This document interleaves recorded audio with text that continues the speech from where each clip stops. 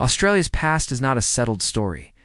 It is a battlefield of memory and meaning, where voices clash over how to tell the truth. These debates, often called the history wars, are not confined to textbooks or classrooms. They reach into parliaments, public squares, the hearts of communities struggling with identity, justice, and belonging. When the first fleet arrived, British settlers claimed possession of a continent already inhabited by hundreds of sovereign nations, the Aboriginal and Torres, Strait Islander peoples whose cultures had flourished for over 60,000 years. Yet for generations, official histories painted colonization as peaceful, even noble, downplaying or ignoring the violence that followed. But efforts to bring these truths into public consciousness have been met with fierce resistance. Some argue that focusing on dark chapters undermines national pride.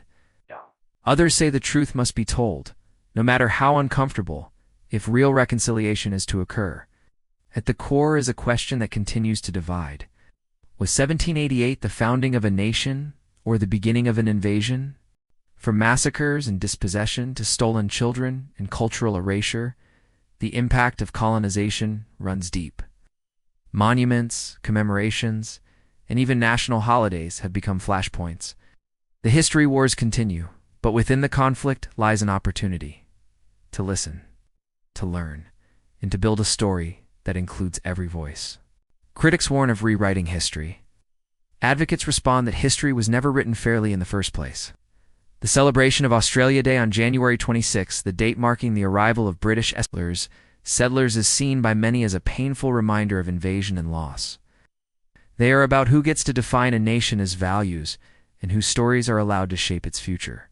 They expose tensions between myth and memory, between pride and accountability.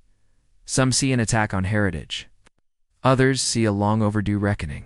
Calls to change the date or reflect more honestly on its meaning have sparked fierce political and cultural debate. Curriculum reform is another front in this ongoing conflict. Efforts to include Indigenous perspectives in school education are sometimes labeled divisive or politically motivated. The history wars are not just about the past. Truth does not erase identity, it deepens it. To move forward, a nation must be willing to confront where it has been, not with shame, but with honesty and courage.